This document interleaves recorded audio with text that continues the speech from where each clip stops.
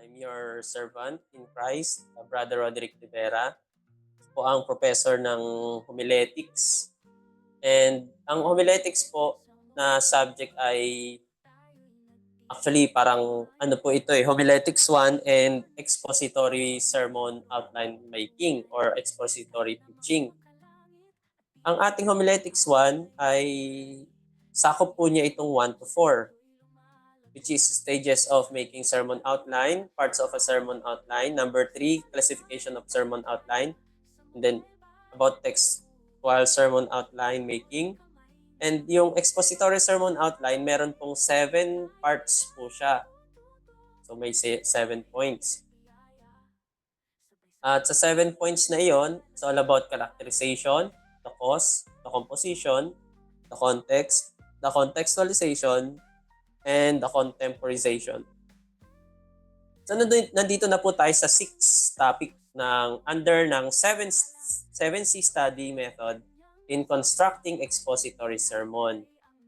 Tuloy tayo. The what of contemporization? So letter A, the definition of contemporization.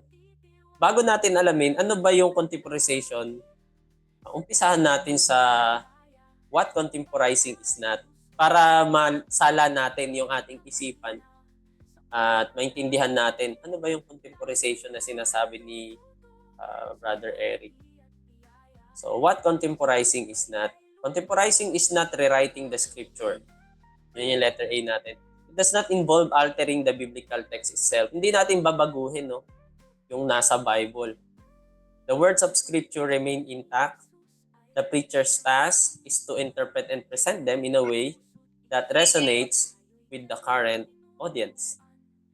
So, not rewriting. Ikalawa, not compromising the biblical truth. Kasi baka ma-distort di ba? Pero ang contemporizing, hindi yon magde-distort ng biblical truth. So, the process does not compromise or distort the theological or doctrinal truth found in the Bible. So, it ensures that these truths are communicated clearly. Iko-communicate lang natin ng mas maliwanag and effectively in modern context. Yun yung contemporizing.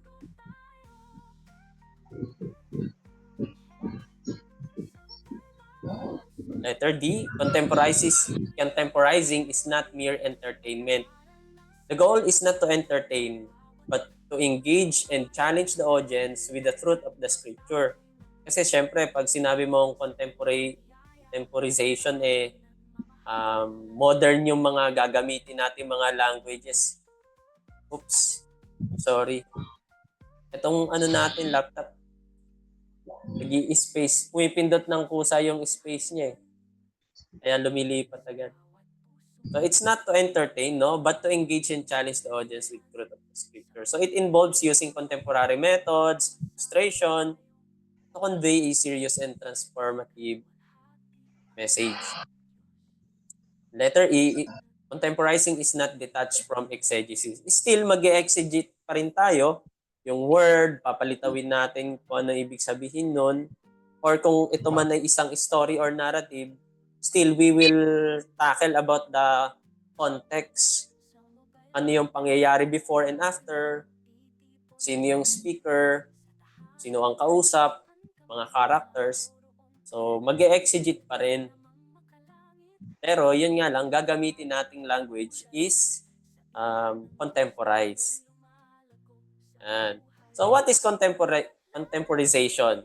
Siguro may idea na kayo about the definition of contemporization. Contemporizing a sermon outline involves adapting the language and concept of a biblical story to fit the context, culture, or professional field of the audience. So, it's all about the audience. Pero ang center at yung biblical truth, yung core, hindi magbabago. Pero yung mga languages na tutukuyin natin ay yung mas maiintindihan ng audience. Ganun po ang contemporization.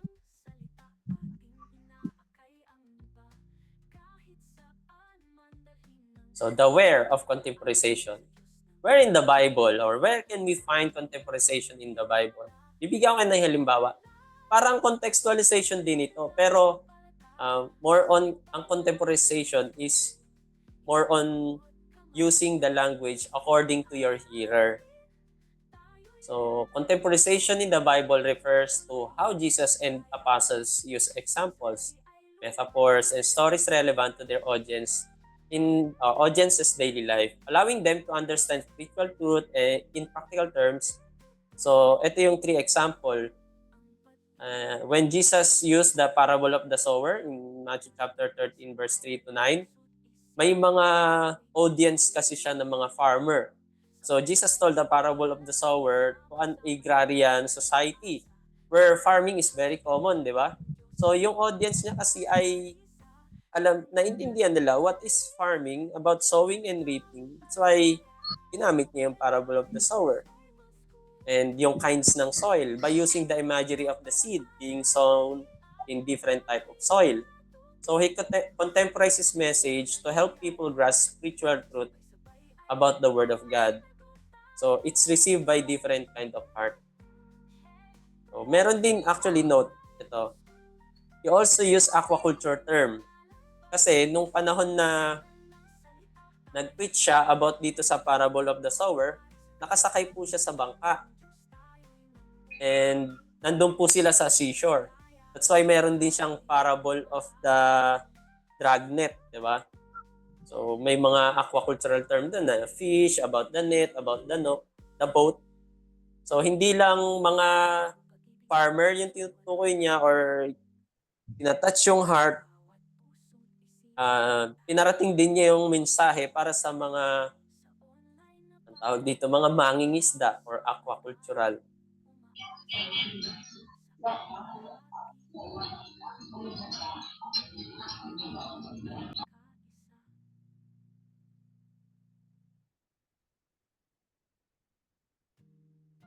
So where can we find another contemporization in the Bible?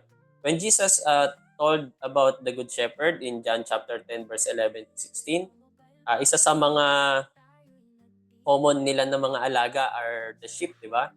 So in John 10, Jesus refers to himself as the Good Shepherd, which would have resonated with the people of his time. So many of whom were familiar with shepherding. Siyempre, yun yung isa sa pinaka-popular na alagang hayop. So shepherds played a crucial role in protecting and guiding the sheep. And Jesus used this relatable image to explain his role in caring and leading his followers. So yung audience niya, madali niyang na-touch kung ano yung character ng isang good shepherd. And si Jesus Christ yung tinutukoy niya na I am the good shepherd. The good shepherd gave his life for the sheep. John chapter 10 verse 11. And last but not the least, si Paul, meron din. Ginamit niya yung context na running or about marathon. Yung pa-contest na running, hindi lang basta takbo kasi may prize eh.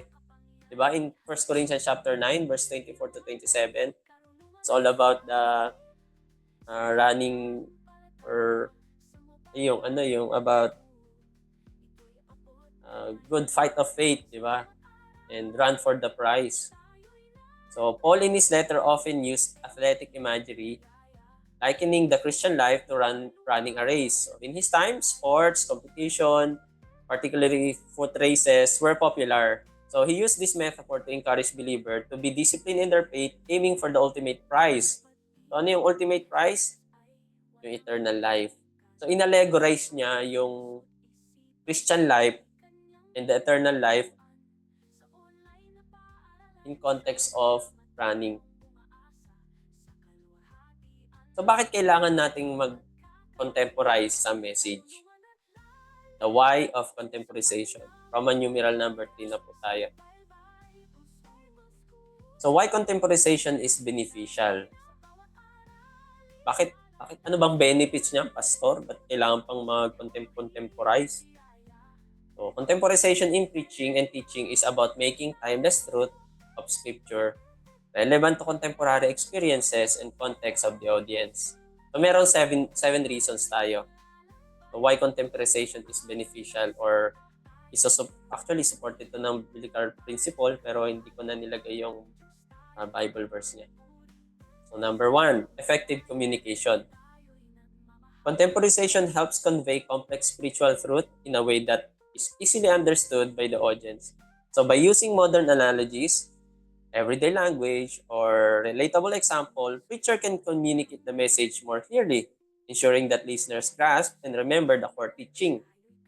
So kapag, halimbawa, ang isang mensahe ay, ang mga nakikinig po ay taga-probinsya, in-invite tayo sa province and palaisdaan po ang kanilang kinabubuhay.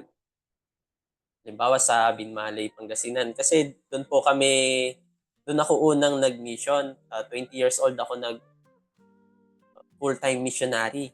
Hindi pa po ako pastor noon. Sa missionary lang, church planter.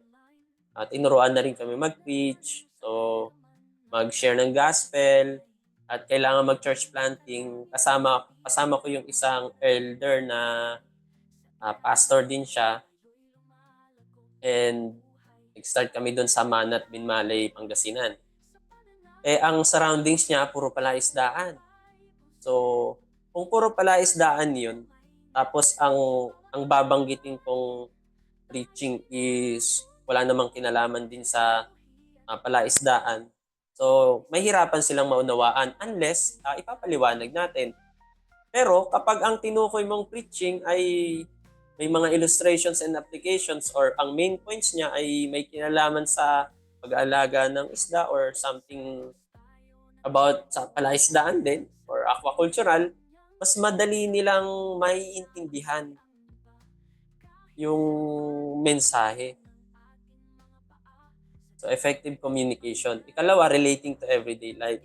So, using examples from the audience daily experience, preaching can make biblical principle more tangible. Tulad ni Jesus Christ, ang kanyang mensahe is spiritual, pero naging tangible siya or ibig sabihin tangible na hawakan, nakikita. Nung ginamit niya yung mga illustration na I am the vine, ye are the branches. Diba? Kasi alam nila na may vineyard doon. Or yung parable of the sower, marahil yung iba doon na farmer, katatapos lang magtanim, tas nakinig sa kanya. Or about sa parable of the dragnet, yung net na yun, pag hinagis, tas kakalat, maraming isdang mahuhuli. So marahil may mga nangingisda pa sa likod niya nung panahon na yun.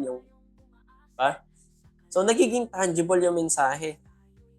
Kapag nandun ka sa church na isang puro magsasaka and you're talking about, you're preaching the gospel na may gumagamit ka ng terminology about farming, napakadaling maintindihan because it is related to their everyday life. Diba?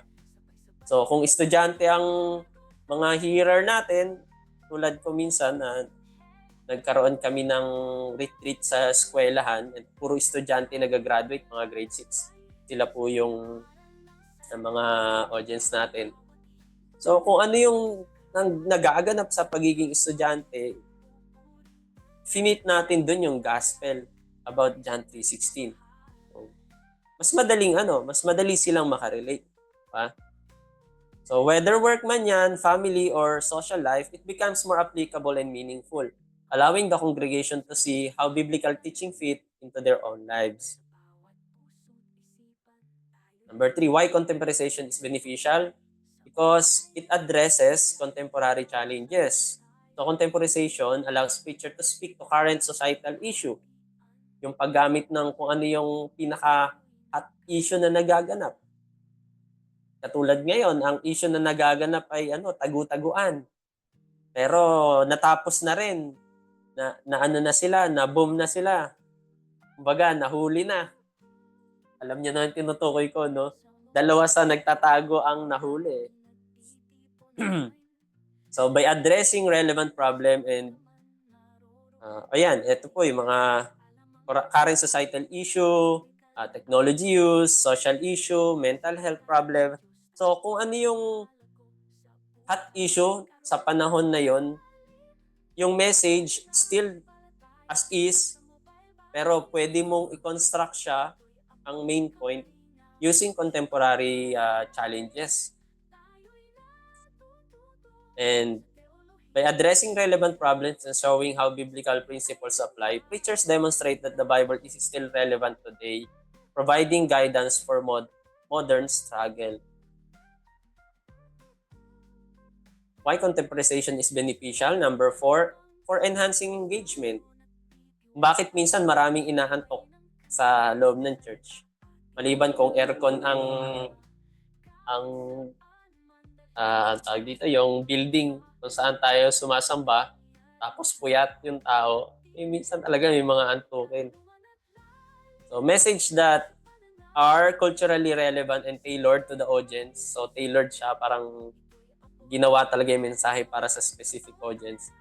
So, pagka ganun, it will increase engagement. Mas madali silang makikinig. Ba, anong alam nito ni pastor sa business?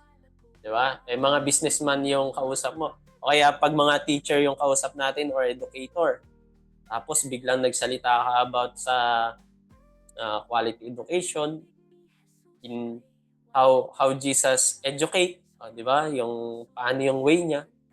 Then madali mo makatch yung hearer or yung mga teachers kung teacher yung ating mga kausap or tinuturuan.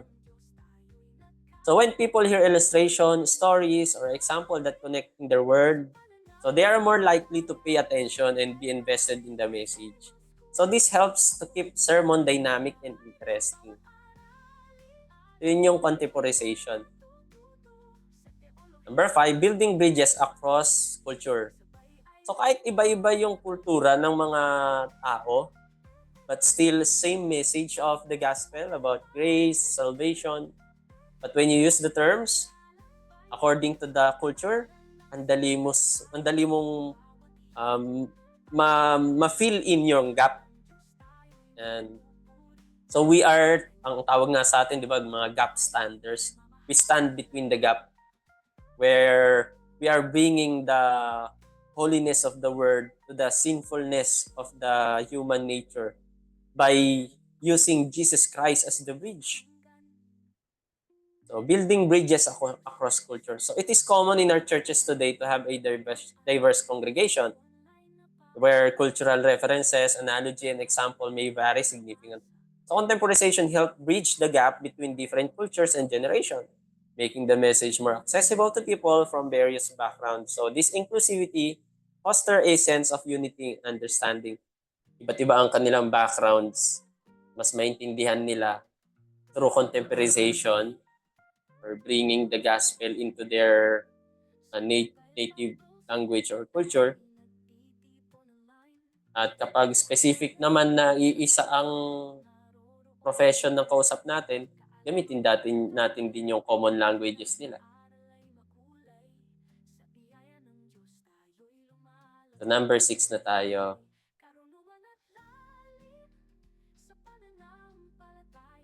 So why contemporization is beneficial? Number 6, to demonstrate an empathy.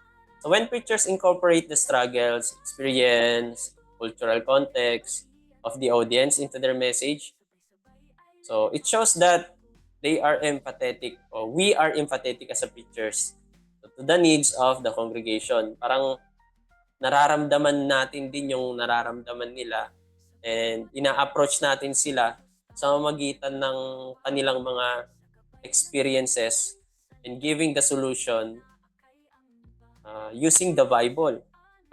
So by acknowledging current realities and relating them to the Bible truth, preachers or we build a rapport that fosters connection and trust. Kaya madali nating matouch yung heart nila. Yun yung isang kagandahan ng contemporization. Then another, number 7, and this is the last, could bring a relevance sa special occasion. So preaching with contemporization allows the message to be adapted for specific occasions or seasons such as anniversary, holiday, themed months. Diba? Minsan, every month may iba't ibang themes. Tulad ng pag January, about New Year's Eve. Pag February, Valentine's or Heart Month. Kasi may mga churches na hindi gumagamit ng salitang Valentine's. Kung yung church na in-invite kayo sa isang church, tapos about Valentine's Day. Nakalagay sa kanilang ay program is Valentine's. So paliwanag nyo kung ano ibig sabihin ng Valentine's. Then is it appropriate pa ba na gamitin yung salitang Valentine o mas maganda yung Heart Month?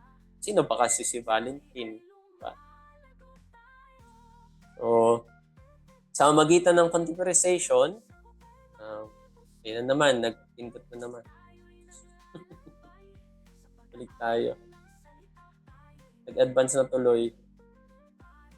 Layo na. Ayan. So, sa magitan ng contemporization, tama na.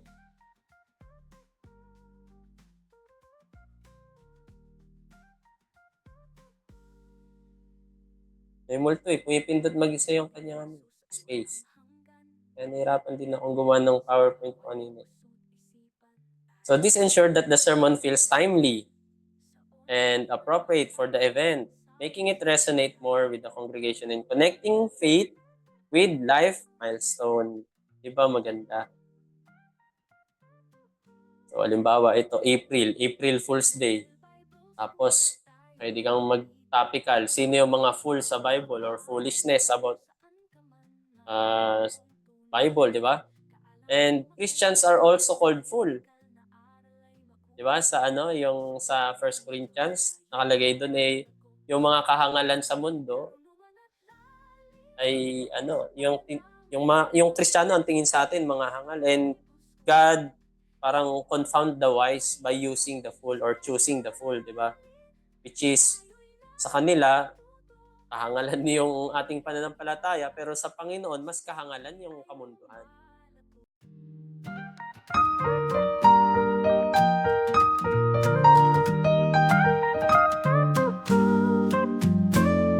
Sa Mobile Bible School, tayo'y nagtitipon online.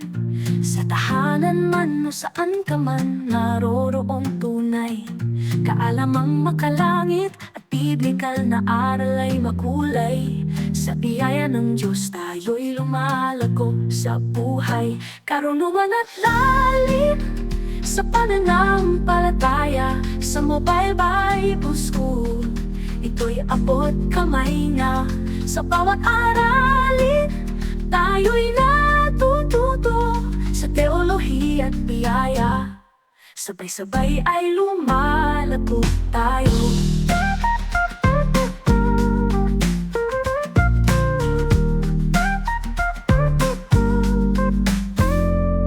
Sa bawat hakbang, sa Diyos tayo nagtitiwala. Sa gabay ng Kanyang salita, ating inaakay ang iba. Kahit saan man dalhin ng ating mga paa, sa Diyos ng makapangyarihan tayo'y nagtitiwala. Karunungan at lalim sa pananampalataya. Sa Mobile Bible School, ito'y abot kamay na. Sa bawat aralin, tayo'y natututo sa teolohiya at biyaya. Sabay-sabay ay lumalago tayo.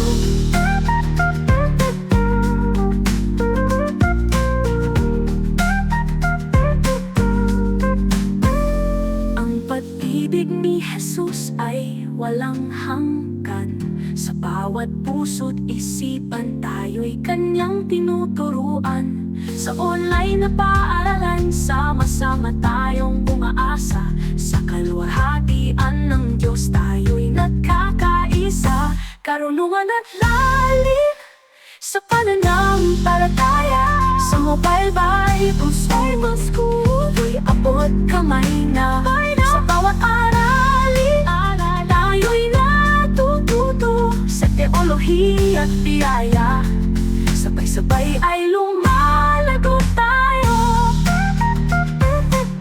Hey, sa Mobile Bible School, tayo'y naglalakbay. Sa pag-aaral ng salita, tayo'y magwawagi. Para sa kaluwalhatian ng Diyos, tayo'y nagpupuri. Sa Kanyang biyaya, tayo'y nagmamahalan.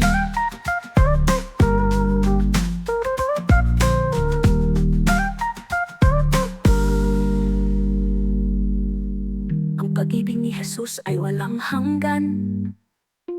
Sa bawat puso't isipan, tayo'y kanyang tinuturuan. Sa online na paaralan, sama-sama tayong umaasa sa kaluwalhatian ng Diyos. Tayo'y nagkakaisa.